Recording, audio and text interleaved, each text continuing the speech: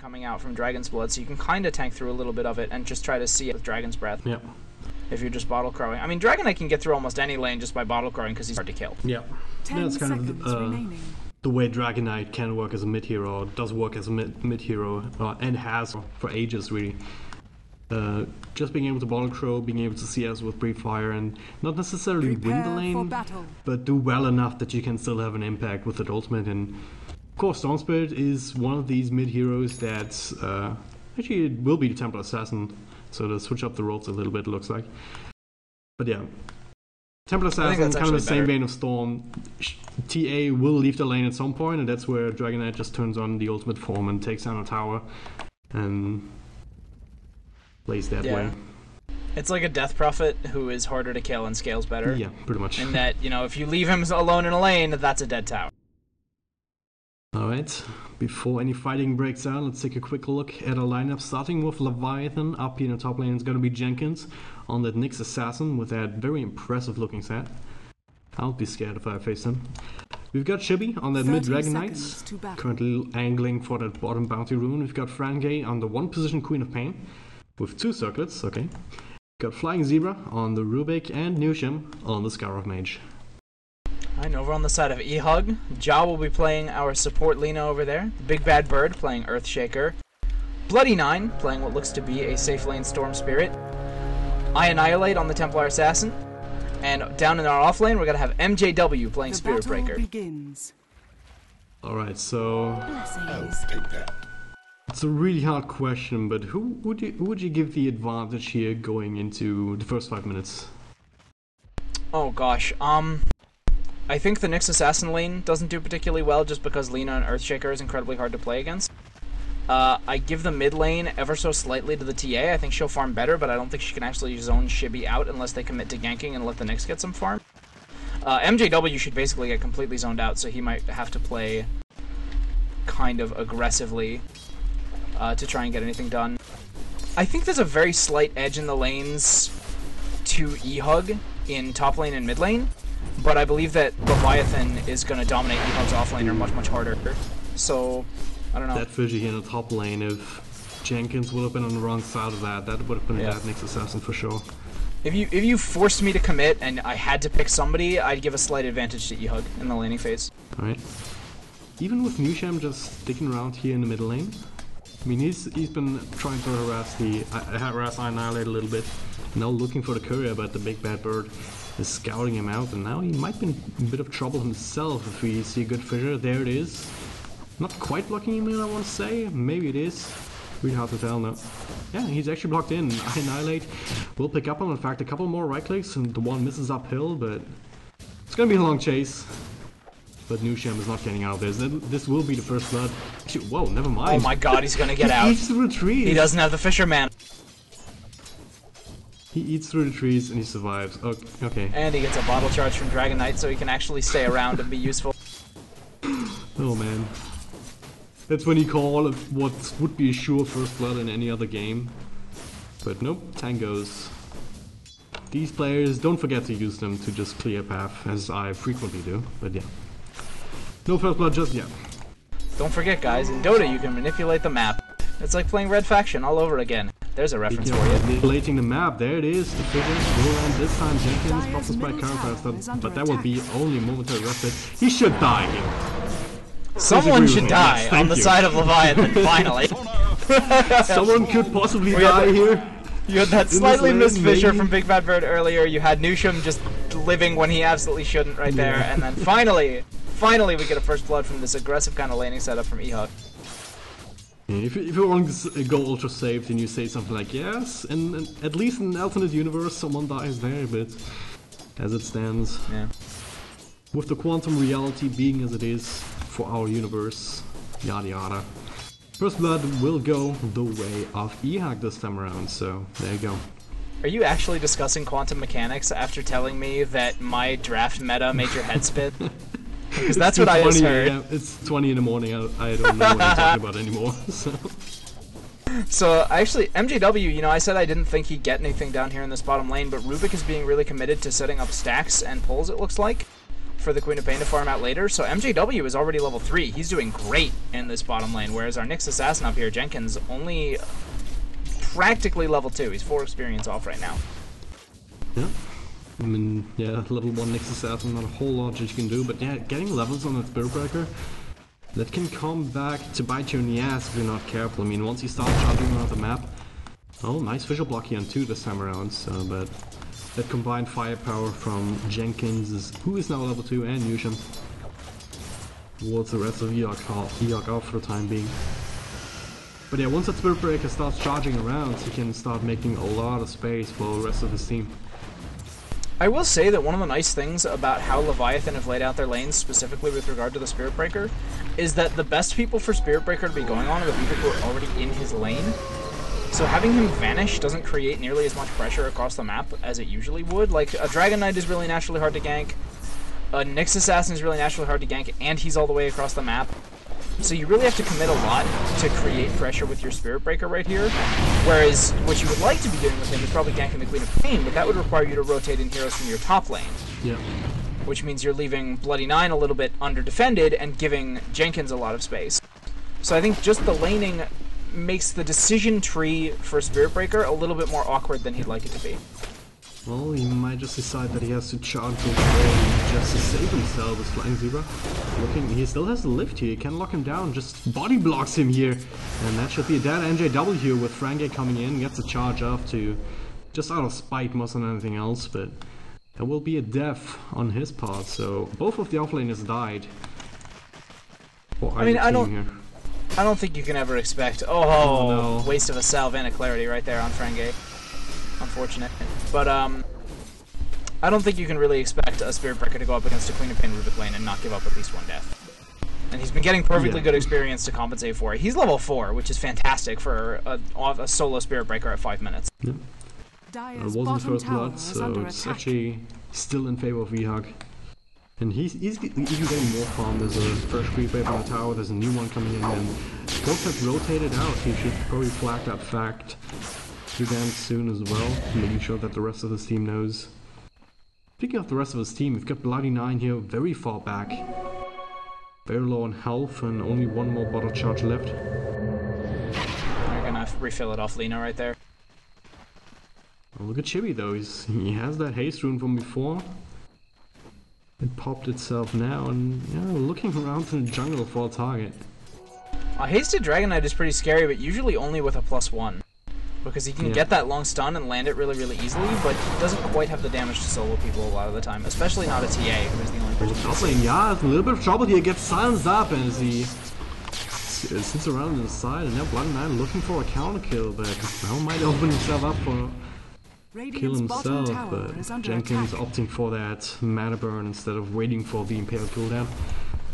Bloody Nine will be fine, especially since he's now just at level 6, so bring him down a little bit harder to do now.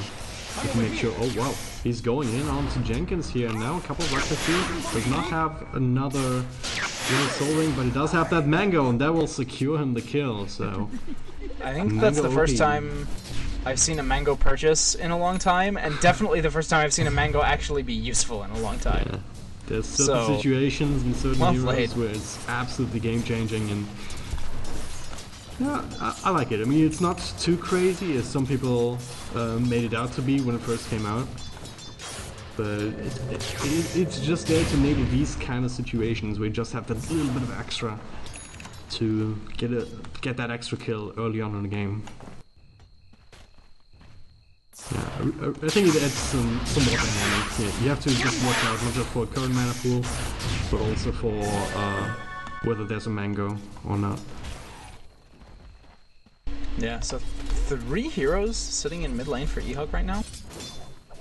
And the Dragon Knight's not even there, so they're basically only zoning out a Skywrath Mage. The Dragon Knight's just farming up a stack with a DD Rune and Breathe Fire. Top lane again, we've got MJW charging up the Never Strike, but the Impale will stop that only momentarily though. Jenkins will fall again. Bloody Nine on a killing spree, just on him. 3 deaths on Jenkins, 3 kills on Bloody Nine. Pretty easy to do the math on that one. 49 CS and 3 kills at 8 minutes. Bloody Nine, I mean, he's got His Arcane Boots, his Soul Ring, and another 1200 gold. So if he's going straight for his Bloodstone, which it looks like he is with the Arcane Boots pickup, he's going to be in really, really good shape. Yep. It's one of these scary tales that you have sometimes of a Storm Spirit gone wild, just taking over the game. It's definitely possible here. I hate that hero. I'm just gonna come out and say it. I hate that hero. Wow, what a buzzkill, man! What a buzzkill. He's just a jerk, man. He takes over games just like that, and he's invincible half the time because he's flying around. Can you imagine if Winter Wyvern was invincible while she was flying? That's how I feel about Storm Spirit. Oh well.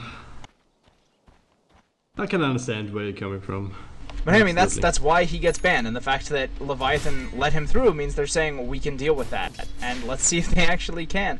They do have good methods for dealing with it. They have the very long stun coming out from the Dragonite. They have the very long silence available on Nusham. It's not like all their eggs are in one basket. They have several good answers for Storm Spirit's mobility. So it's really just going to come down to their play and how well they actually execute these answers. Yep. I mean, Scout of Mage silence is all good and well, but it's sometimes it's just. I mean, it sounds crazy, but sometimes it's just hard to click fast enough. I mean, Storm Spirit, I mean, I wouldn't be surprised if Bloody Nine just weighs his targets appropriately if he goes into a team fight, and if there's a Skyroth Mage who's unattended, that's going to be the first target for him to go on. And then if you just get zipped on by a Storm Spirit, most of the time, unless you have the Silence Precast or something, next level like that, it's gonna be really hard to click before he has that Electric Vortex going on you and bursting you down. Yeah. No, you're completely correct. I mean, we were talking about how vulnerable the Skywrath Mage would be during the draft and how they have several ways to punish that vulnerability. So, positioning going to be something to really, really watch in here. I mean, watch to see if Leviathan takes sort of a defensive posture around their critical weak heroes to prevent the storm from going on them. If the Dragonite kind of plays a little bit more conservative than we usually see, because he wants to be able to counterplay the storm. And oh, here they go. They find him out here, the Ancients, and there's a trigger here. Very nice block, but not quite enough. So range damage is plenty to bring down a TA. They can probably take this bottom tower with the second half of Dragon Form too. Oh yeah, absolutely. Tower hasn't seen too much damage just yet. There's a glyph just to make sure that some of these ticks are not doing anything. But this is the first creep wave with the catapult coming in. Should be plenty of time left on the ultimate.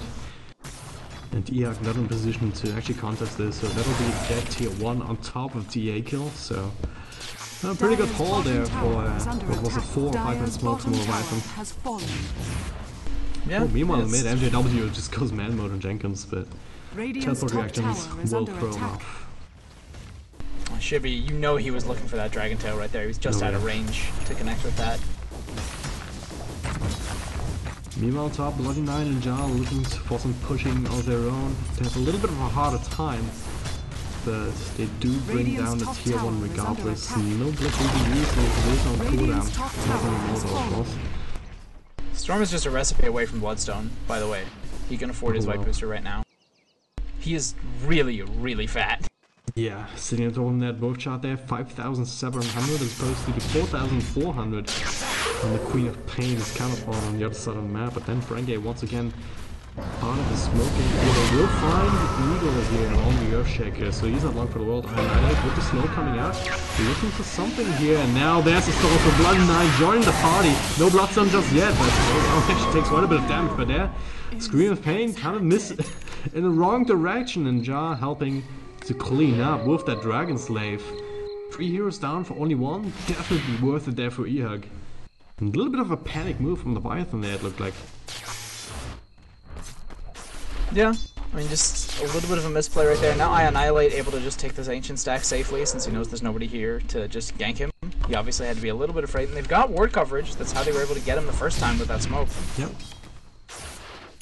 The ward still be here though is... well... kind of worked out the first time, but second time they kind of got turned around on pretty effectively. I mean, I didn't see what did so much damage to Bloody Nine though. No, I didn't notice, unfortunately. Yeah, it's kind of pretty quick. I mean, he zipped in and then a second Bloodstone. later he walked out, but yeah. Got Bloodstone. That's 13-minute Bloodstone. That is freaking scary, man. That is freaking scary. I'd be terrified if I was playing against this Storm Spirit. It's not just that. You also have a Templar Assassin who has a Blink Dagger, so... Yeah, she's able to really capitalize on the mobility. And I think that in this game... So, I mean, I talked about in the last game how when you have a lot of control, you don't need to go the Blink Dagger quite as much, and there's a lot of control on eHug, but it tends to be... So heroes like Spirit Breaker, heroes like Storm Spirit, and even like Earthshaker, the team tends to be pretty far back when they throw out their stuns, so if TA had to spend a lot of time kind of walking in to catch up, the stuns would be over by the time she was in range to get any damage off, so I really, really like the Blink Dagger decision in this game. I'm a little biased for it in general just because I like Blink Dagger as an item, but I think it is the right pickup here. I would agree. When you have the Spirit Breaker who kind of commits and charges in front of everyone else, you have the Earthshaker with that long range initiation, and you have the Sorcerer who also goes in balls deep, and yeah, there we go. The blink away and the cancel charge will mean that this will only secure the Ja. But that's middle lane. Whoa, Ja almost dead, and he will fall. Rubik got a Dragon Slave too at the same time, level 4 Dragon Slave. Oh. Rubik does not mind having a big AoE nuke to back up his other spells, believe me. That's a pretty good nuke as well. Oh, charge on Chibi. Oh, they want to fight here. There's the Netherstar coming out on Chibi. This is a tanky target. Not the easiest one to go for, but there's the Echo Slam here. That's enough to finish him off, and now, yeah, the Scream of Pain from the Queen of Pain, or Sonic Wave, in fact, sorry. Not quite enough to bring them down. MJW, he doesn't give a damn. He's on 5 health points and he's still going in deep. Just secure space for Bloody 9. He's now is out of mana and actually, yeah, barely able to escape as Frange is not willing to commit any further, even after the buyback here from Flying Zero. Yeah, a little bit of a waste there. Yeah, oh, maybe not. They can get Jar again here, but Frange is out of mana at this point. Annihilate sitting in the back lines, now working on his Desolator, only about 1,300 gold away. Top tower is under attack. Yeah, I don't think that buyback served any purposes defensively, because I don't think eHug was going to try to commit for any more kills. And then, because his TP time was already so long, you could see Flying Zebra actually had, I think, a 4.5 second TP going in there. He wasn't able to get in time to actually catch anybody. Yep. Although with this Dragon Slave and Fade Bolt, he could be the one to clean up this creep camp if he wants to make use out of his money. But he's probably going to save it for the Queen of Pain. Yeah, probably. Or the Dragon Knight. Okay, we see 3 heroes, 2 of them smoked up inside of eHug. They're looking for more kills and they will probably find a Scar of Mage. Yeah, there's the fissure. There should be a charge coming out soon, so as soon as they get vision. Maybe not, maybe they're baiting out some more? I don't know. Maybe they thought there was just more from Leviathan in the backlines. I think actually, I don't think, with the way Nusham was dodging in and out of the trees right here, I don't think there was ever a time where MJW had enough time in terms of the vision he had on him for the Spirit Breaker cast animation to go off on the charge. I mean, sometimes what you see Spirit Breakers do is just stay away, stay a little bit further away and start charging just to get the vision. And then decide whether to commit or not to commit. But we haven't seen MJW do that when Nusham was near the creep wave. But yeah, regardless, the wasted smoke here on the side of the eHug. And they're setting themselves up in the backlines here, waiting for the wave to be pushed out, looks like. Same for Zebra and Nusham here, so a little bit of mind games going on from both sides. Yeah, doing slow down, so it gives us a chance to look at some more items. Starting with Chibi here, going for the Shadow Blade. So, yeah, it's using it right now. Walks straight past the Radiant Center wall, so that's of course not going to detect him, but he breaks it. Just make sure that you get another right click on the tower, and yeah. Teleport directions come out though. There's Nusham in the back. Big Fat Darky doesn't have any mana, he sounds up, but there's MJW being interrupted. And there's another strike still coming out. He's going balls deep, but he needs some help to actually make something out of this. Chain stuns are real. Cyanide now comes in. They almost blows up Jenkins here, but not quite enough damage. Bloody 9 not willing to jump in from all that far away. But that'll be a wasted MJW.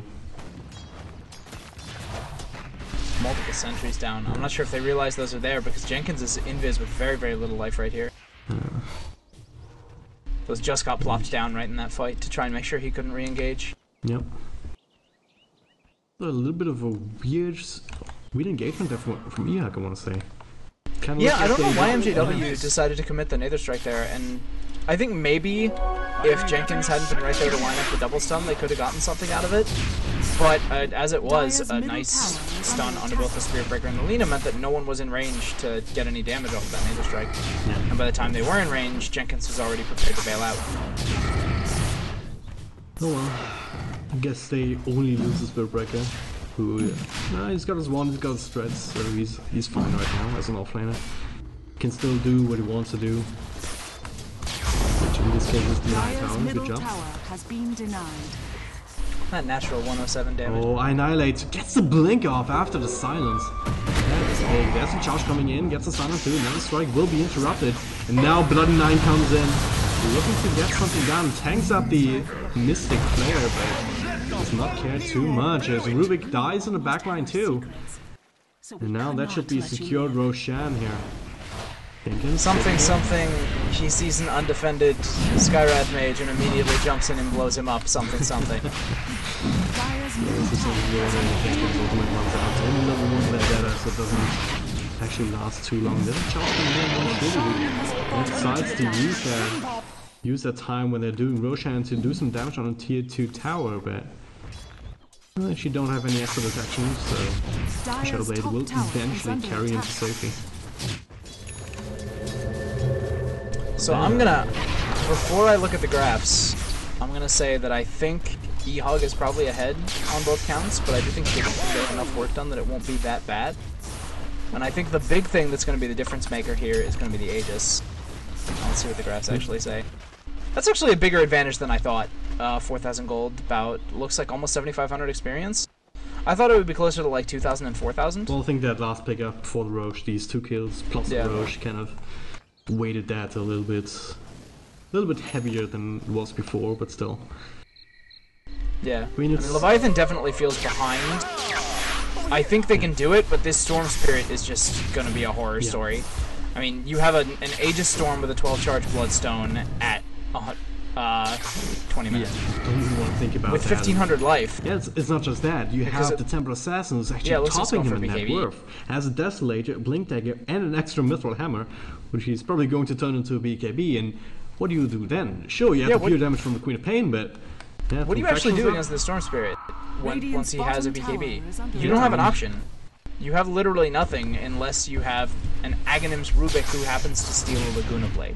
We might just brute force him down now with the chain disables here. And there it is, blowing out. That's the Aegis down in the planet, out of mana, and just blown up. Jenkins does not get off. Nice fissure here, just at the end of the teleport, and they're not done yet. Bloody Nine with a long jump, looking for more, but does not find anyone. That's a worthy use of the Aegis. Yeah. 13 Bloodstone charges, plus a region rune as well. Oh, there it is, Chibi, they find them all across the map almost. There's they're still in range of that sentry here? Barely in range of the sentry, that's about to time out. So, either very good timing for eHug, or really bad luck for Chibi there. And Bloody Nine still with the region going, that did not break, so he's back up to full mana. They can keep going, they will. There's a charge coming out of Flying Zebra, once again. A length of the map, and I wouldn't be surprised to see what it is. There it is, that's just another dead Rubik. Another Bloodstone charge, up to 15 now on Bloody Nine. The amount of damage he did just off that zip, he took out like half Rubik's life from the zip AoE. The auto attacks for the rest of it, but that was... They've got a good creep wave pushing up there. No. Or they might just back up and farm. Looks like Annihilate is going to be stealing the Radiant Ancients, which is a very, very nice thing to be doing against the Dragon Knight. Just frustrate him and don't allow him to take Ancients. Was it actually stacked up, or was it just a... No, it was just regular, I believe. Okay. Radiant's bottom tower is under attack. But yeah, just putting trap there is also very, very good, just for... Yeah. That was a stack. Oh, yeah. That's how long has that stack been sitting there? Yeah, because we were talking about that stack, what, 7 minutes ago? Yeah, a long time ago. And it's just been sitting there? Yeah, the 7 minutes. I remember at 15 minutes where Rubik just bought back. Yeah, and he had the Dragon Slave, and we were mentioning he could have taken it right there. Yeah. That's one of the big risks of creep stacking. You need to be able to clear them out very, very quickly, or before the other team has the potential to do it. Because otherwise, you're just risking that on the back of a bad engagement, you give up your stacks as well. And I mean, if you think about what a big amount of gold a stack is, that's like a couple hero kills worth of gold. Yep. And you know, if it's an Asian stack, it's even worse. But even just a triple stack like that is just devastating to lose. There's the BKBs coming out, not just on Annihilate, but also Bloody 9. So these two heroes, they're mid-game dominators in their own right. With the BKB at 23 minutes in, yeah, they want to make those count. They're all smoked out and they're looking for... What? No, they're not going to commit, okay. I saw the charge keep going, and I thought they were going to go in. Oh, they're going to go in. There's the Shadow Amulets? I saw a Shadow Amulets. Yeah. That's on Lina, okay. Oh, I don't think Leviathan know what's going on. Over here now.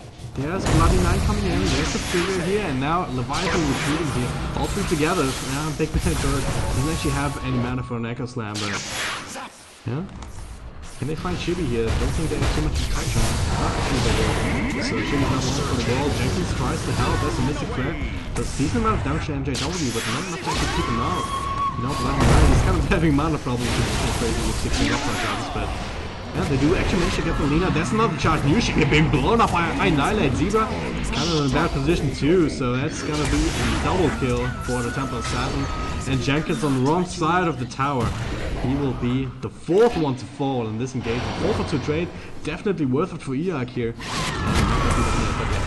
It's Green of Pain with max up lane, so MJW. He's still going. What is he doing? What? That doesn't make any sense. I admire his dedication, but that was unnecessary. Did he think that 70%? Yeah, maybe you thought he would. Yeah. I guess, I don't know, it's a little weird. You don't want to be giving up free kills, especially on a reasonably farmed hero to a core at this stage of the game. I also want to point out that Bloody 9 got another region rune somehow. So he's been praying to us 4, so but MJW hasn't been praying to the RNG gods. I think that's what's happening here. Yeah, yo, insert here, other reasons Storm Spirit is dumb. Regen rune basically makes him invincible for an entire fight. Yeah. Best Aegis carrier in the entire game. Bloodstone basically makes him almost invincible. Ugh, shitty internet. Oh, ja. So it looks like Jenkins is hunting up here in the top lane. He might be able to get a kill right here. Damage coming out, not quite enough to kill Ja. He's gonna. Oh, stun's coming in from Jenkins. Yeah, he's dead. Yeah. That was pretty greedy, but I guess you have to go for those kind of low percentage plays at this point. You know how far behind you are. Yeah. The Storm is terrifying, and as I keep mentioning how scary the Storm is, just like you said last time, the TA is still more farmed than he is. Not by a lot, but I mean, she's got her Blink, her BKB, her Desolator, and another 2,000 gold. And yeah, Annihilate is making his best Nyx Assassin impression. It looks like it's melding in place and probably blinking around every once in a while. He'll make it happen. It's all good. Yeah. Just sitting there waiting in the jungle. But yeah, Bloody 9 now 20 Bloodstone charges. I mean, keep emphasizing that, but it's just the one measure of a snowballing Storm Spirit, quite literally. That's if there's one snowballing item in the game, it's the Bloodstone, right? Yeah, it looks like he's going for a Hex next with that ultimate orb. Which, I feel like that would really be the nail in the coffin, because then Queen of Pain wouldn't be able to get these kind of last-second escapes where people are out of disabling power. He gets all that extra mana and mana regen, it makes it easier for him to zip around in fights. Getting that extra auto-attack damage, which is significant on Storm, a decent amount of your damage comes from swinging to proc those Overload charges. Yep. Now it's Leviathan with a little bit of a desperation smoke here. Jenkins leaving the charge right to Vendetta as necessary. He also has a Blink Dagger, so they can't find Blood and Night here. That would be big, very big, and there's the silence, amplifying the magic damage. He comes back immediately, which is, of course. Yeah, but he was worth... that was 2,000 gold and 3,000 yeah, experience. 3,000 experience. Oh, that was quite a bit. What was once 20 charges down to 13, so that pickup, I mean, it's still 10,000 gold advantage for eHug, it's still a almost more than 15,000 experience advantage, so kind of gave Leviathan another shot. They can do that maybe one more time, maybe get Annihilate too. But can't afford too many of these deaths if you run 9, but yeah, he's back to hunting. He wants to fill up these Bloodstone charges once more. Easy pickup from Musham here, and that should be a tier 2. I'm not sure if Leviathan can actually fight this. There's the Nether Strike. Just threatened. Radiant's middle tower just cancelled by the blink out. But man, it's true, without the Storm Spirit, they lack some good answers to a lot of what eHug is putting forth. They still have the other disables, but with the BKBs available, it's just so hard for anyone on Leviathan to get anything done. We mentioned it before they even came out, there just isn't an answer. The only thing you have that's going through BKB is Sonic Wave, and it's only level 2. These heroes on eHug, especially the ones with BKBs, are already pretty darn tanky. If TA has Refraction up under her BKB, you're not hurting her anyway. Storm Spirit has 2,000 life and is regenning off Bloodstone the whole time. Yeah. And not to mention that he's gonna be likely to hit him with it anyway because he's zipping. Yeah, he's zipping around. Even if he's not zipping with the time, when you use the ultimate, chances are that he zipped in between you channeling up the ultimate to like behind you, right? Not getting hit by the ultimate, if you know what I mean. Yeah. Oh, flying zebra. Oh, goodbye, zebra. He did half of damage with the zip alone again. Yeah. That is gotta be demoralizing. You're like, well, I know he can zip from so far away that he needs to swing twice to kill. You know the crazy thing is, Leviathan doesn't have that Storm Spirit hat that counts the damage that he gets on the loops. He's trying to look it up, but he doesn't have that, so... If he had that would be pretty funny. Yeah. Leviathan there. Look at the Sonic Wave, it's doing so little. It's a 4-second cooldown with the Dagger and Scepter, but... And they're literally just using it there to clear out the creep wave. Yeah. It's the most impact that it had, and not the hero damage that it did, but... Still a little bit of damage down here, I annihilate. Oh wow! Whoa! Gets new shot, one more I can that should finish him up. Maybe not here. Wow, but the BKBs forced that, it's kind of good at least. They don't give up anyone, but at least a little bit of extra space for eHug to actually bring down the star by Jenkins. In front right there, I'm going to come up from that. Okay, good fight, real big. I annihilate this time around, he gets the sword, he gets stunned up. And yeah, gets a Mystic Flare on top of him as the buyback comes out from Rubik, but that should be the call for a retreat here with the BKBs down. Shibby got a base tower while that was happening. Yeah, he's been pushing this entire time. I didn't want to interrupt you because there was a fight going on. But he's getting a lot of damage done on this range Rex. Okay, speaking of fights, it's going on again. I annihilate gets that one. Got like pick up his own. Yeah, Shibby may die on top, but yeah, absolutely sure. NJW made his way all the way back up from the guy. He's doing his best to try and bring him down. Remo at the bottom. The tier 3 goes down as well. And he's going to bring down Rubik once again as well as... Oh, bloody man, he has to be careful. He almost dies from Mystic Flare. And now he dies to the Scream of Pain from the Queen of Pain above afterwards. But this is only the Aegis.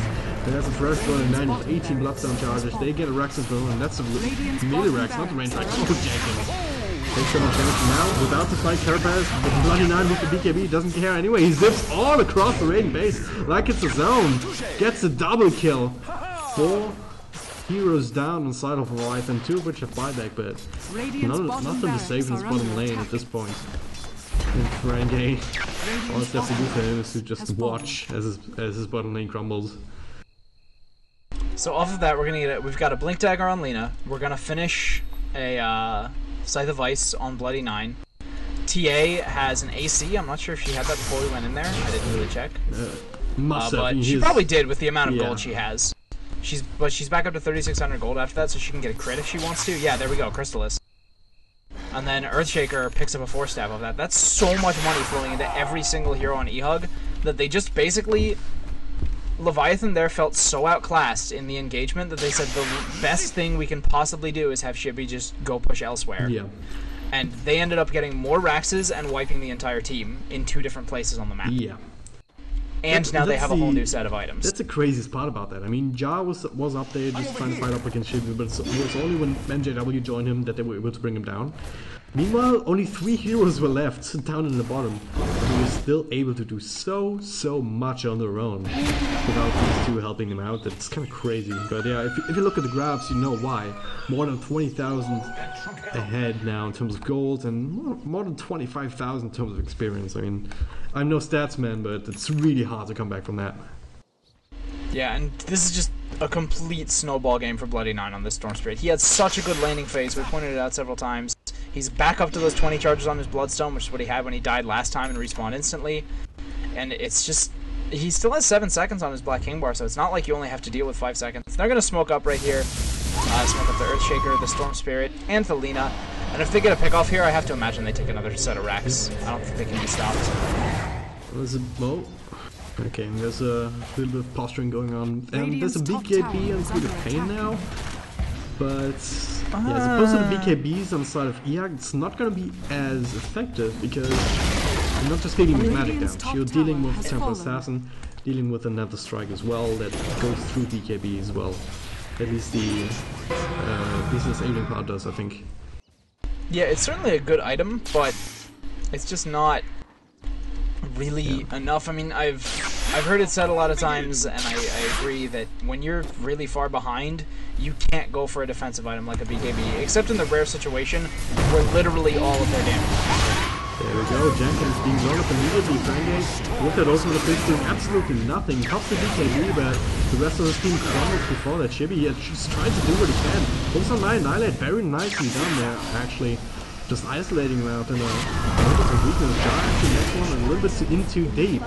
After the retreat has been called, so actually gets 2 kills, one of it very, very important. That's a godlike feat worth 1800 gold alone, and yeah, 4,400 in total, 6,500 XP. What a huge swing just from that one engagement. Well, you know, make a liar out of me the second I say it. It's the commentator's curse, we call it. I said those BKBs weren't going to be super valuable, and just immediately the TA just getting destroyed, so that her anti-BKB, just raw physical damage, isn't able to come into play nearly as strongly as it should be. She went in so hard. Yeah. I feel like Annihilate is the one person on this team who you can't get caught out. I mean, even like, to an extent, Ja can kind of chase people, and it's okay if he gets caught out, you know, if he lands a cool stun on someone. And, you know, the Big Bad Bird, he can go out if he's just trying to land an Echo Slam, or he's trying to put out some damage, he's trying to fisher someone. Because if they get caught and blown up, like that... There's return to Bloody 9 is coming in, though. Coming in here, looking for Nusham here, as MJW gets Jenkins here. Will be finished off by Ja, coming in from backline, and now Bloody 9 needs a little bit of extra mana to... Actually, he also has Ace String, so he might not even need it, but... There's 2 heroes down for the price of 1. Only the Earthshake and more charges going the way of the Storm Spirit. Yeah, and there's TP Boots now on the TA, so she can just join the push immediately. Yep. But yeah, last time Annihilate died, it was just as BKB ran out, I think. He got stunned up by Chibi, then the Mystic Flare was right there in front of him. It was kind of a once-in-a-lifetime situation, maybe, with them diving that deep, not really counting for the Scar of Mage, and that's the way he shows his stuff up against his TA. Radiant's middle tower. Yeah, not just with the Mystic Flare taking out the reflection so quickly, but also the Ancient Seal, just making sure that you have actually enough damage to chew through the health points, which aren't too much, but still. Now there's a Lotus Orb on the Spirit Breaker. I don't actually know what we're trying to reflect, but I mean, I guess the silence maybe, or this. Yeah. What happens if you reflect Rubik's Spell Steal? Does it even work? I don't think it works, no. Okay. I have to imagine that would be one of the things that it wouldn't work on. Yeah. Because technically you would Spell Steal, Spell Steal. Rules as Lincoln's. So yeah, probably. Nah, it shouldn't work. Yeah. It would be very. We would have heard about that already, I think. Well, it probably would have broken the game. I'm sure when Lotus Orb was first put into the beta, somebody tried to do it, and if it wasn't automatically banned, it probably crashed beta. Oh, there's the fight here. Chibi caught out, hexed up. He should fall immediately. Yeah, Ja finished them off, and now Bloody 9 is able to clean up the rest. It looks like here with the help of the W popping his own BKB. Annihilate just being true to his name, as the rest of Leviathan trying to scramble to get the hell out to make it. It's going to be Flying Zebra and Frangate, but they realize that there's nothing left to be gained. After that disaster fight, they call the GG and make it a 1-1. eHug coming back swinging in game number 2 of the Festival of the series, pushing it to a third and final match coming up next. But before that, yeah, just some quick thoughts on this game, Hippie. What went well outside of Bloody 9? I think that was the key. I think he created so much space. Obviously, mid lane went pretty well for the Templar Assassin, just because it's hard for the Dragon Knight to be able to